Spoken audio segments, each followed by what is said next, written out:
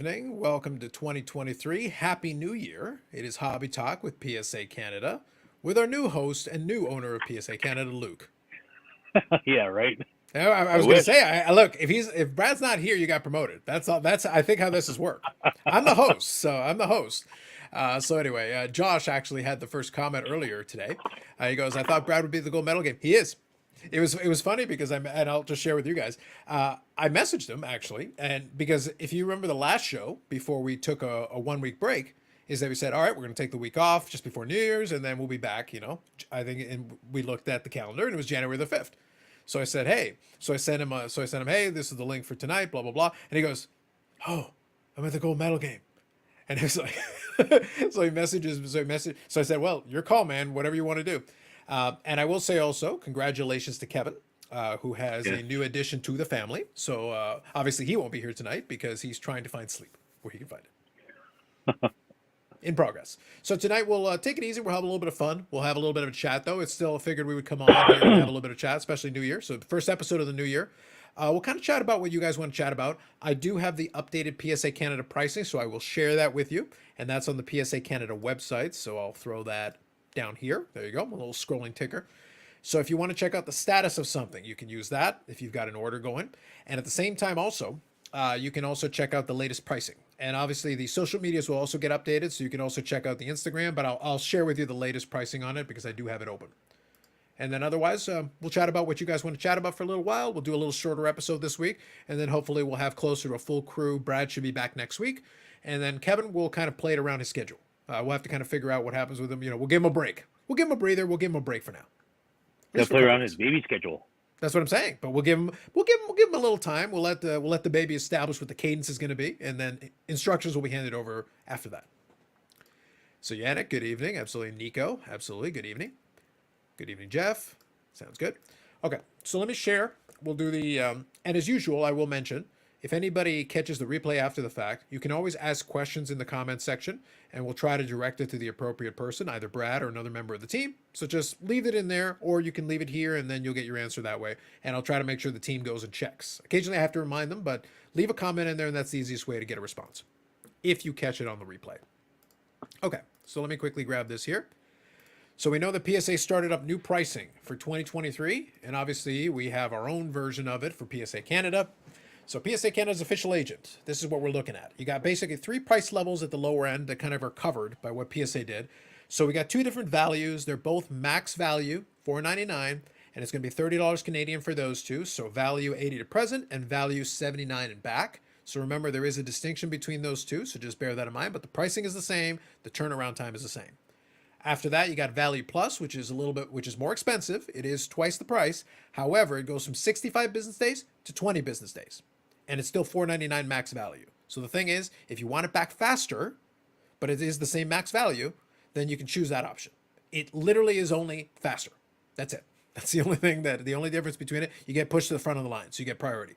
And then regular is the $14.99. So there is a gap now between $4.99 and $14.99, and there's no lower than $500 option. So we've talked about that a little bit earlier. I've speculated. I wouldn't be surprised if there's some kind of a special or something down the road, but we don't know about it yet. And PSA hasn't announced it. And right now, this is based on PSA's last announcement, what they're starting the year off with. If something changes or happens, then obviously we'll let everybody know. But $14.99 max value, regular, 110 bucks Canadian is what it works out to, translated over from the PSA version. And like I said, you can go to psacanada.ca and you can check out the chart, and eventually it'll go on the social media as well. Anything you want to add for this one, Luke? Yeah, some of the prices have actually gone down. So with the regular service, it's actually gone down from what it was before. Some have gone up, and some of the prices have gone up as well, but that's because of the adjustments on exchange rate, right? So the U.S. Canadian exchange rate. So, Sure. but yeah, the main thing is, the value service. We got to separate the two from 1980 and up. So that's changed also as well from the last time, because the last time was 1996 and older, and then 1996 and newer, right? So a few changes I think that are good. Some that are a little more negative or whatever, but I think Yeah. it'll like we said, it should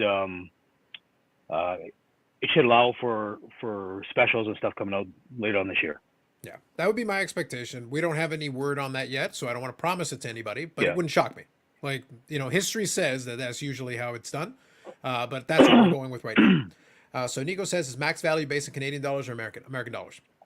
So the max value, they've been doing them based on American dollars, and I expect that to stay the same, because otherwise we'd lose quite a bit. It's like Yeah. our limits would be a lot lower then, but it should be based on American dollars. The pricing is in Canadian though, being PSA Canada.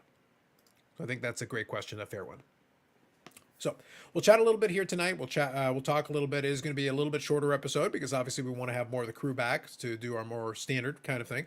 Plus, okay, plus we don't have Brad's background of doom where he occasionally has cards, so we won't have that at a luxury right now for the moment. But if you do have any other questions related to anything or anything else you guys want to talk about in terms of what's going on, we'll certainly entertain that. Now, I know things stay busy in your neck of the woods, Luke. Anything interesting coming in as far as the new year is concerned? Has stuff already started to kind of ramp back up? Are you starting to see that? What's going on in your world?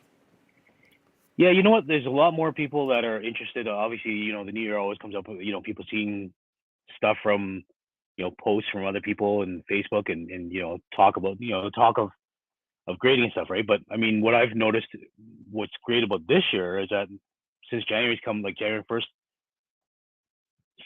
just been shipped from PSA. So we're getting a whole bunch of stuff, like all the orders that are backlogged and that were sitting around, that were problem orders and stuff. They're all come back. So, I mean, I think Kevin got a bunch of boxes. I got 3 boxes the other day. I know I have some more coming out next week, Mm-hmm. but they're shipping like crazy, eh?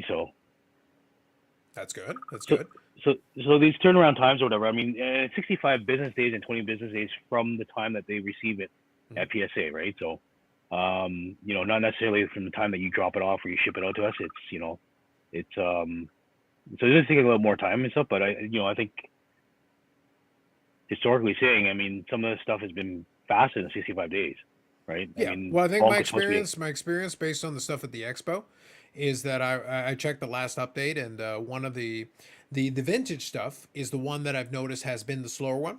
That's been the one that Yeah. I've noticed has been taking some more time. However, the more modern stuff, kind of the separate one, I've noticed that's kind of been zipping along. So as of kind of the end of December, when I was looking at it, it was in the last stage of quality control. So it was right on the cusp of about ready to be shipped. So we'll see. Maybe in the next couple of updates, then we'll see shipped, and there you go. That's the first section of that particular one. Yeah, the vintage stuff also as well, autos as well, right? So Hmm. it's stuff that you want your autos graded and stuff at it takes a little bit longer too, right? So I think that's fair. Now, one thing. Now, it was funny because one of the other things that was kind of fun for me is that during the brief exchange when we did kind of chat with Brad and kind of came as a, so we've got a mandate that Luke will not be making any more investment plays. We're done. No more hashtag invest advice from Luke. Haven't you caused enough trouble, Luke? Haven't you caused enough trouble? he's only scored 2 goals in the last like 3 weeks or whatever. The kiss of But death, Luke. his values are still high. And they are. They are. No thanks to you. No thanks to your sage advice. I just thought it was very funny. I was like, "Are you sure that's when you did that? It came completely out of left field. That was one of my favorite things. I wasn't expecting it.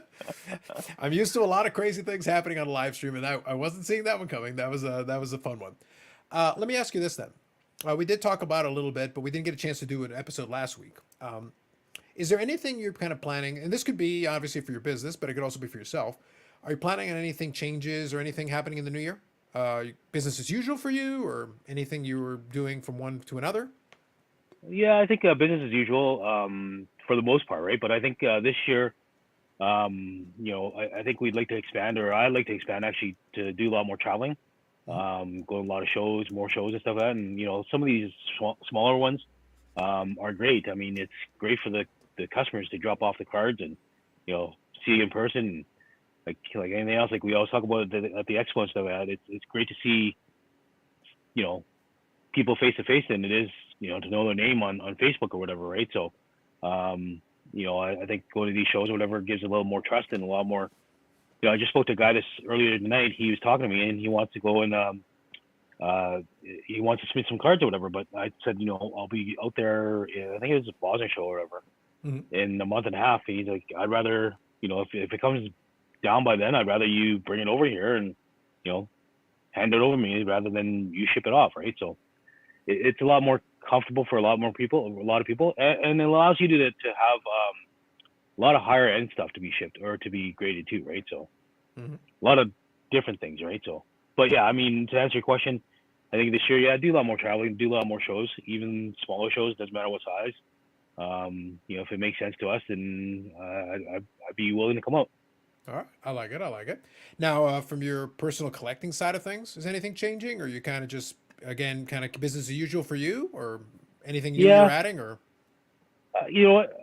Some, well, I mean, for me, I like to get my Spider-Man Prism cards sure. all done, Hmm. and yeah, but I mean, yeah, mostly nothing really in particular. I think yeah, nothing really in particular. If something catches my eye, then I'll pick it up, right? So I think it's fair. And let me pose the question also to the chat because I know some of you are hanging in there. Like I said, if you do have any questions, you're more than welcome to ask them. But we're also kind of hanging out a little bit. Like I said, this is the first episode of the year. We're going to take it a little bit easy on this one, but I'm kind of open to any kind of topics, especially when it's collector stuff because we can talk about that. Curious for you folks in the chat, are you going to be doing anything different this year than last year? Do you change anything up? I like to do goals at the end of every year. I've done that the last several years on my YouTube channel. That's kind of my thing. But I kind of used to keep loose goals, but I've gotten more stringent about actually kind of thinking ahead of like, okay, what do I actually want to do? What would I like to see or get done? That's been a thing that has been really good, kind of focusing me from just keeping me buying any random thing. Although I'll still, have on a whim, I'll grab some stuff that I think is kind of cool. But it does help kind of focus it in and I'd be like, okay, does this serve one of the things I'm working on? For me, that's always been fun to like have an idea and then see progress towards that stuff. So that's kind of a cool way of making sure that I feel like, all right, I wasn't just buying random stuff that's now sitting in a box. It's like it's actually building towards something. And I've got a few of those, but I work that out at the year end and try to figure out. And sometimes it makes sense. Sometimes I'm overly ambitious, and sometimes I like, oh, I underestimated myself, or you blow past a couple of them a little quick. So for me, that's always been a thing. So do you set anything for yourself, or do you just kind of take it as it comes? take it as it comes. But you know what? One thing I want to do this year is actually go to the national. Like we were talking about earlier. Mm-hmm. I think going to the national is something I want to do this year for sure. I think that's cool. And I think in that vein is just knowing that in advance also means that I'm setting money aside. So for me, it's just thinking ahead, being like, all right, that means I got to set a little bit of money aside. As, I can start now. So that way I'm not at the last minute going, oh my God, how much am I paying for the hotel? How much am I paying for airfare? How much am I paying for? Yeah. Because I like to eat. I'd like to, maybe visit a baseball game or something. It'd be kind of fun. I'd like to enjoy some aspects of that. Obviously, I'll go to the shore floor and check that out, experience it. Have you actually been to a national before, or this would be a first time for you? Nope. Never. Yeah, me neither. So I think it'll be kind of fun to see that. So yeah, if that ends up coming to pass, then yeah, we'll definitely have to at least meet up for a beverage at some point there, Oh yeah, if for that's going sure. to be the case. So Josh here just says, I plan on submitting more cards at Spring Expo, slowly moving some of my Ovechkin collection, really try to focus on my Nathan the Horn collection this year. Perfect. I like that, Josh. He collects both of those guys, so I think that's fair. And Ovechkin is not, in the Ovechkin collection probably has appreciated a little bit as that chase has been going on. So, and right now we're in a bit of a lull because obviously Ovechkin crossed and passed Gordie Howe, but now it's like, all right, so next it's Gretzky. Well, that's going to take a couple seasons. But he's scoring. The thing is, he is still scoring very well, but it's going to take a while. Like no matter what, even if he scores 50 this year, we're still talking another season probably and change to get there. But he's making progress, and he's definitely still scoring at like an elite level, which is very impressive. I've kind of been enjoying just kind of watching a little bit from a distance.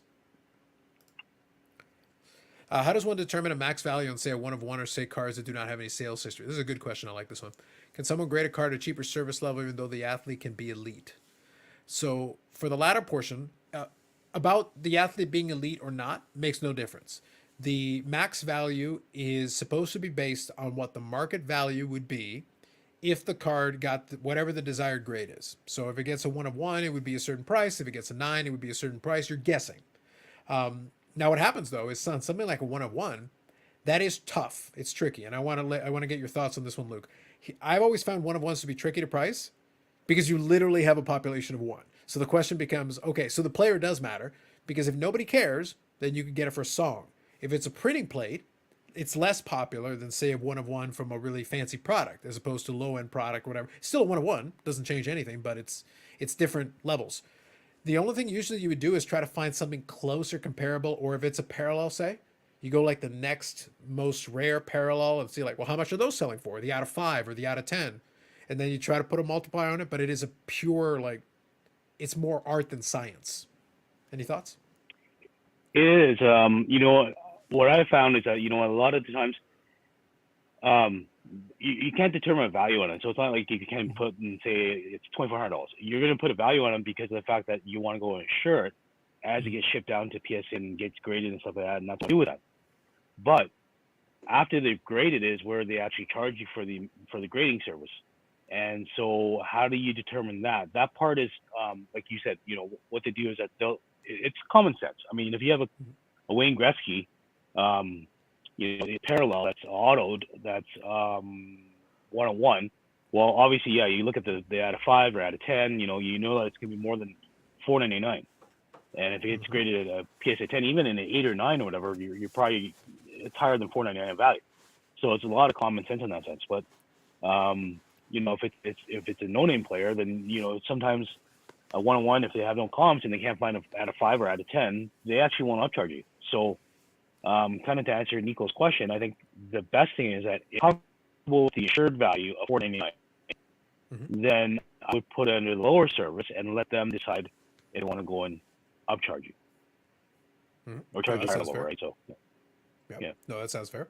Now, one other thing I'll add as well is that, like I said, it is a little bit of a guessing game. You can try to extrapolate it. Maybe sometimes, if it is a certain, again, when you say 1 of 1, that leaves a lot of room. To Luke's point, it could be a 1 of 1, base card parallel. It could be a 1 of 1 autograph. It could be a 1 of 1 memorabilia card, a patch autograph. It could be a million different variations in between. And it really depends. Different ones will have different popularities and different values depending on the collector base and the player and whatever else you want to add into it. But one thing I'll say is that, yeah, in a lot of instances, you won't necessarily have any valid comp that you can go by. You are kind of guessing, but to that point, the PSA folks are probably going to be guessing too, and they shouldn't be making up prices. So it's one of those things where it's got to be grounded in something. You got to base it off of something that exists in the world. Now, I will say that PSA does own Card Ladder, so I should say Collectors owns Card Ladder. And it wouldn't shock me if they try to use some comparables based on information they have there and then try to apply some multipliers because Card Ladder has a lot of those. So it wouldn't shock me if that starts getting used more, especially going forward, because they are leaning. And if you listen to PSA podcasts that they have, they're leaning more on that technology. So that's one of those things where they're using that. So it wouldn't shock me if you could potentially, if it ends up becoming more prevalent in the future, and I think it will. That's my prediction for the next coming years here. If that becomes more prevalent, you could use Card Ladder to cheat a little bit and get an idea of what potentially it could try to list it at. Just something I would throw out as a thought. Yeah. So it could be a little bit of a hint ahead of time. Good evening, Dave. Absolutely. Happy New Year. Hope you had a good Happy New Year as well. But yes. And like I said, in the same vein, that's a really great question. So thank you, Nico, for asking it. And if anyone else has any other questions or thoughts or wants to share kind of some plans for the new year, that'd be really great. Like I said, I think we'll run a little bit of a shorter show tonight just because for us, it's just going to be a little bit of chit-chatting, getting caught up, warming ourselves back up into the new year.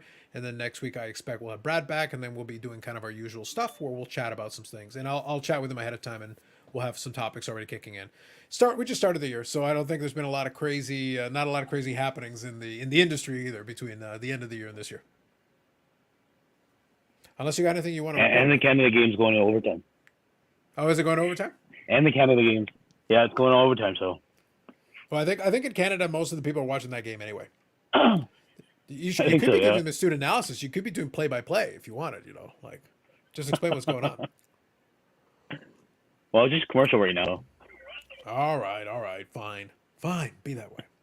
It was funny because I was chatting with Luke before we started. Is that I'm not a super patriotic guy at the best of times, and I really don't care about international competitions. Don't really care. So I'm not going to watch it for me. I haven't watched it really. I think it's probably been about 10 years since I watched any of those. But I know a lot of people do. So I'm not going to pretend they don't. Looks like Fanatics divesting their NFT business. Yes. The one that is, I think it's Candy or something, which is the one that's owned by Gary Vee. They're doing that. Although, it's funny because the CEO talks about that. It wouldn't shock me though if at some point they come back around to it. Like right now, it's obviously a lot of the NFT businesses are ice cold. So I can imagine that they're not interested in putting more money into it. But if eventually things turn back around, it wouldn't shock me if they just go and build their own thing.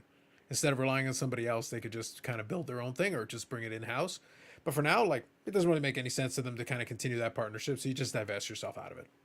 Makes sense. Right now, you want to Right now, you want to consolidate stuff that makes you money now, not stuff that you're speculating on for the future. Eric is very, very bitter. He seems bitter. He strikes me as a little bit. Good evening, Eric. Good evening. I've begun to believe that perhaps Fanatics doesn't really have a plan for the sports card business.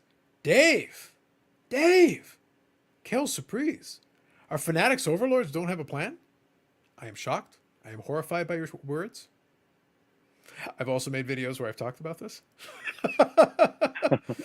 They have a lot of money is what they have. Plans? I'm sure they have a plan or two. Can they execute on the plan? We'll see. Money makes up for a lot of things. If worse comes to worse, you can always hire somebody who has a plan. So Joel, good evening. Hey, Luke! Exclamation points. Glad I caught the live. Just want to let you know I've received my cards today. Thanks a lot for helping with the process. Awesome. Good stuff, Awesome. Joel. Love it. Jeremy, good evening. Happy New Year. It looks like one of the noticeable changes is the pricing and turnaround for dual grading. Yes. As someone with several in-person autos, that's great to see. Good stuff. Good stuff. Glad that you're getting some value out of that. Yeah, they lowered some of the prices and increased the value. Same thing, but yeah. So it's good. We'll see how that works. Yeah, well, that's why I said, like, I do enjoy when I make my videos talking about that stuff. It's fun to speculate. It's fun to kind of try to do some analysis on it and try to get in the heads a little bit and try to think of, okay, so what are they thinking? What could potentially come down the pipeline? It's guesswork because we don't have a direct connect. I'd love to say we have a direct connect, but we don't. It's just guessing. But the reality of it is usually you can figure stuff out based on sound business principles and go like, okay, so what would make sense? What kind of reaction?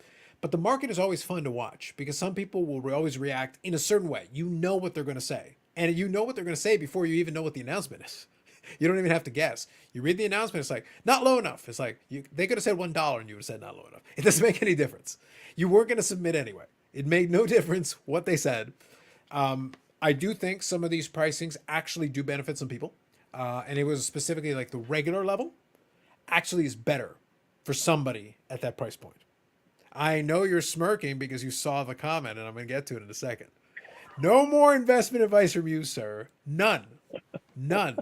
I'll deal with this in a moment.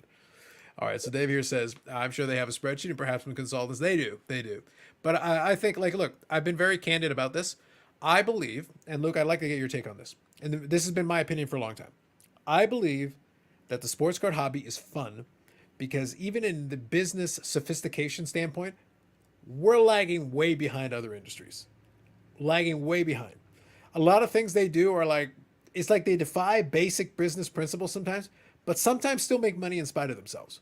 And it's kind of entertaining to watch and be like, why is this so difficult? It should be simple. Some of this stuff is really easy and you make it hard. Do you get what I'm saying? Yeah.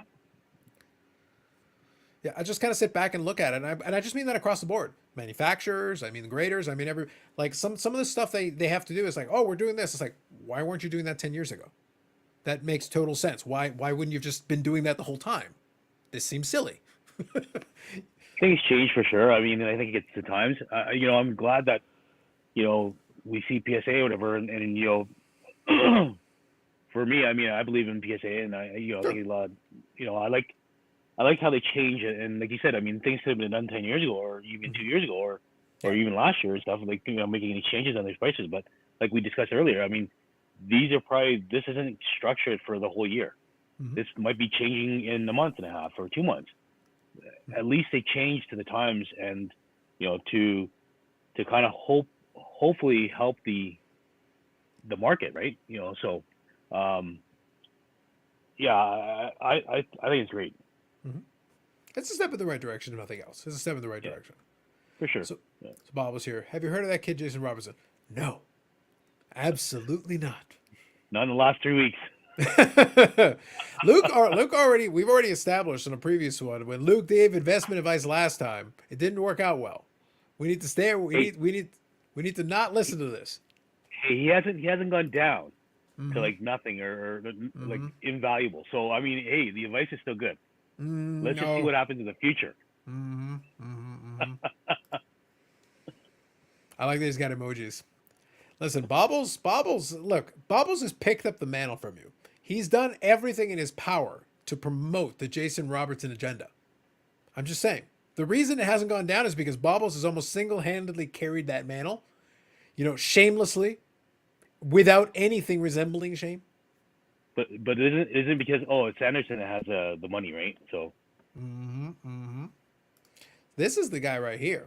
If for some reason he took some of that like button money, that sweet, sweet like button money that he enjoys, and in 2023, by the way, I spoke with him earlier today, and we discussed it, and he is committed to once again sponsoring the like button for another year.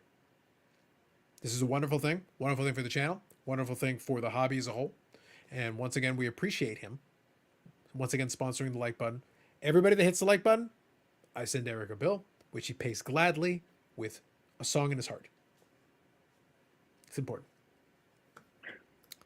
Dave here says, the SEC has charged several influencers in a pump and dump stock scheme. True. Cards could be next. Doubtful. One stock has a higher market cap than most of the card industry. I think it's very fun when people look at cards that goes pump and dump. It's like, yeah, they could. The SEC is not a well-funded organization. There's a reason why the SEC struggles to prosecute a lot of people on Wall Street sometimes for things they have done that people know they've done. Can they get some people? Yes. And so the ones who are really good at it in the SEC oftentimes gets hired by the people doing the things, because it turns out that it's like, actually, we have more money than you do. Now, cards do not even qualify as a rounding error comparatively to a lot of Wall Street issues with pumping and dumping and with different, stock schemes. There's a lot more money in it. So if you're going to if you're the SEC and you have limited resources, because they don't have unlimited resources, nobody does, but if you have limited resources, where are you directing it? To a multi-trillion-dollar industry or to a multi-billion-dollar industry? And barely oftentimes multi-billion-dollar, because really our biggest players are billions of dollars, yes. But is it compared to like a hedge fund? We could take an average hedge fund and they'll dwarf a lot of the card companies, the biggest ones. Does that make sense? For sure. We're talking about a big factor of differences in value. Little known fact, the only time he scores when the team is shut out. True. See how humble he is? He doesn't even want people to know that he's sponsoring the like button. I appreciate it, Eric. Thank you. Not well funded, but they have teeth. Politics results in settlements, whether we confirm nor deny guilt. Yes. They might have teeth, but they're not going to get the cards because no one cares about cards that much. That's why I laugh. The greatest pump and dump schemes in cards, no one cares. People that like complaining about it care. People that are involved care. But no one else does. And also, like, how much influence do the biggest influencers have? Were they able to influence the market, really? It's always a question, because somebody can talk up a thing. Now, Luke is personally propping up, along with Bobbles here, are personally propping up the Jason Robertson market. But that's literally two guys.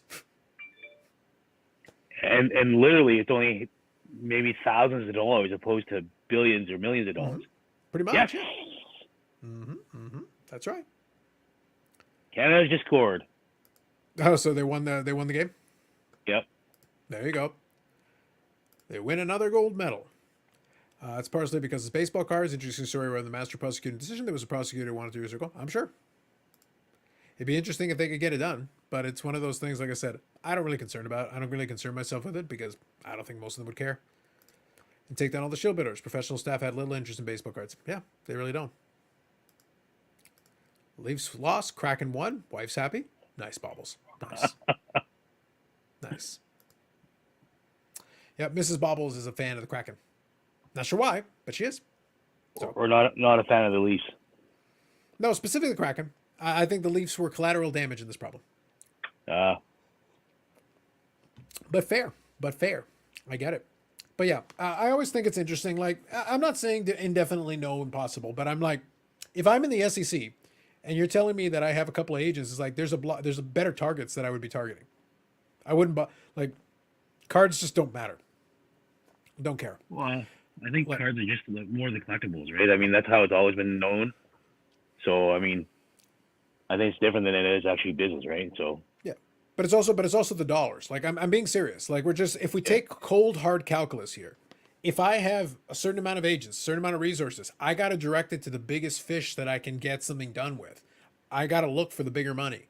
I'm not going intentionally to the smaller money. Why would I spend my time on that? Yep, them some happy Halifaxians. Facts. Brad's probably over there having the time of his life. We'll have to get reports. I don't know why either, except she's seen the name announced and the team colors and decided she wanted to be a fan of the brand new team and follow from the beginning. All right, that's fair. So did they actually use release the Kraken? Is that like an official tagline? I assume. Look, you got to take advantage of it. If you're going to be the Kraken, use the release the Kraken. Or they could be. Isn't Kraken like a name of a liquor too? Yeah, it's it's rum a rum or something. Yeah, it's rum. Yeah. Roll with it, man. Roll with it. Inspire people to drink. Yep. Any cases will come through the DA, and even they have bigger fish to fry unless they're publicity. Exactly. Yeah. And I can't blame them for it. You only have so much time. do what makes the most sense and gets you the most benefit. Yep, they advertise it too. Fair. Let's see here. I'm just scrolling through. For some reason, everyone understands fake autos, but no one wants to be bothered with cards. Yeah, because they're more of a pain. It's actually harder to argue the cards. And in being completely serious, whenever somebody wants to argue a pump and dump or whatever, you have to establish. Okay, so let's say you talk up a card or a brand or whatever. You talk it up. So can you establish that I have inventory in it? Because let's say I just talk it up and I don't own any. So I didn't buy any. I didn't sell any. So did I pump and dump? Technically, no, because I had nothing to dump, right? All I did was talk it up. Now, what if I know somebody? Now, here's where it gets a little murky. What if I know people who do have it, who will be able to take advantage of it, so I talk it up? Did they offer me anything to do that, to help them kind of indirectly with it? So I'm only doing the pumping, but I'm not doing the dumping. And they're only doing the dumping. They're not even talking about the cards. They simply own the inventory. So it kind of gets, but again, the dollars really are insufficient to make it interesting for a lot of those prosecutors. It's why do I care about this? This is small potatoes in the grand scheme of things. The industry just isn't big enough. That's why I say, in the same vein, for the influencers in the space, our biggest ones are a couple of 100,000 subscribers now. That's small potatoes even in YouTube parlance, even for influencers. And I'll tell you guys one that I'm following right now. I'm following Logan Paul right now. Is in a war of words with another person on the in YouTube space, and it's with NFTs and it's with the crypto side of things. And Logan Paul has tens of millions of subscribers. He's a relatively big fish in YouTube, relative parlance. And they're accusing him of doing a rug pull on this, NFT project. And he's saying no, and he's threatening lawsuits. If somebody makes a video about this topic and they have any following at all, they're getting tens of thousands of views, 100,000 views, 1 million views. Somebody makes a video on a big sports card scandal, they get 10,000 views, 20,000 views. It's small potatoes relatively, because our pool is smaller. We're dealing with a much smaller pool, even inside of this influencer space or, hobby media space or whatever you want to call it. This one here. Agree on the pump and dump, but card doctors and shill bidders are a different story. Feds have prosecuted those that have doctored stamps several times and gone after the shill bidders in both coins and stamps. Yep. But coins and stamps are also bigger industries. Like the most expensive coin and the most expensive stamp. The most expensive coin is still higher than the biggest trading card. Because I think the most expensive coin was, I want to say it was like 18 million bucks. It was, I think, it was the gold coin. I think the 1933 one that they only had a handful of, if memory serves me. Wow. Yeah, it was a big one. I'd have to find it, but it was a lot, and it was a big sale. And $1 million coins have been a thing for years. $1 million cards is relatively recent phenomenon. It's not quite the same. Logan Paul is rookie. I need to teach him the ways. There you go, buddy. All right, guys. So we'll do, like I said, it's going to be a little shorter show tonight. But any last thoughts or any last questions, feel free to throw them in, or anything else, kind of any plans for the new year or things. And like I said, next week we'll be back to a little bit more of a standard setup, and we'll have a couple of things ready to go for you. But we wanted to have a show tonight and chat with you guys a little bit and get things going in 2023. Also, I've been scrolling it on the ticker. If you're curious about anything related to PSA Canada, check out the website. It's got information. If you want to check out status of your orders, check it out there. The spreadsheet was updated just before the new year. So I expect probably we'll get an update this week to see where things are moving along. And Luke already mentioned there's some stuff shipping. So things are moving along for some stuff, and we're starting to get a little bit of that. Good evening, Adriano. Good stuff. So, Luke, before we go, do you want to leave people with any sage words of wisdom? And please, for the love of God, don't pump anything. No investment advice. No, I have no words of advice. A wise man. Jinx, I don't want to jinx players. Mm-hmm. I don't want to jinx my cards. Mm-hmm. All right. No. Sounds good. Just you know what? Just with the new pricing and stuff like that, you know what? Put it in whichever service level that you feel comfortable with, Mhm. and if you guys have any questions or anything, you just definitely let us know. We're here to help.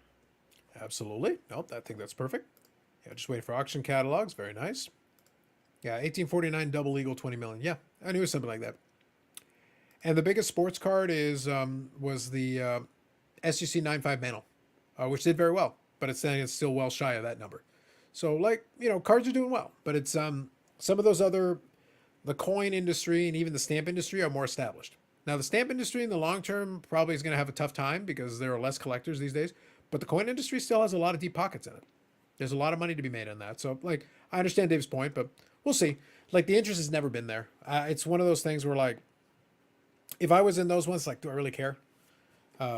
People can complain about it, but it's like, well, get out of it if you don't want to participate in it, if you're that concerned about it. But it's been going on that way for a long time. Anyway, so thank you all for joining us. Appreciate you in the comments chiming in as well. We do appreciate you. We'll have more episodes coming up here. We'll be back next week on the Thursday schedule as well. And like I said, we'll get the crew back in here. I'm sure Brad will be celebrating. He'll be celebrating starting from now until the next episode. I think that's going to be awesome. So between now and next episode, Brad may still be in celebration mode by next Thursday. We don't know. We'll have to see. We'll have to see how much celebratory he's having. We'll get some stories from him probably from the arena. He'll be back at work tomorrow morning, 7:00. He better be. Better be. We're watching. We need to see that update. I'm just saying. Stamps are dead in the U.S., thriving in Asia there. Very good. Fair enough, Dave. All right, folks. Happy New Year. Thank you for joining us here for the first episode of 2023. If you check out the replay and you have any questions or anything, throw them in the comment section. Like I said, I'll encourage the team to go double check and follow up on them and check the last couple of weeks also to make sure they've been checking out. But otherwise, then we'll do the live streams and we'll do the episodes Thursdays, 9 p.m. Eastern time. And it'll be on this channel. So if you haven't already, if you could like the video, I can charge Eric. Everybody wins when you do that. And subscribe to the channel because I want to start making a push towards getting us to the next tier of subscribers. So we're going to work on that. We'll work on that in the new year. That'll be one of the goals. Anyway, thank you to Luke for joining me. Again, congratulations to Kevin. We'll have him back at some point when his baby says it's fine. We'll be in negotiations. We'll figure it out. And we'll have Brad next week. Talk to you all later. Have yourselves a good one. And once again, Happy New Year. Happy New Year, guys.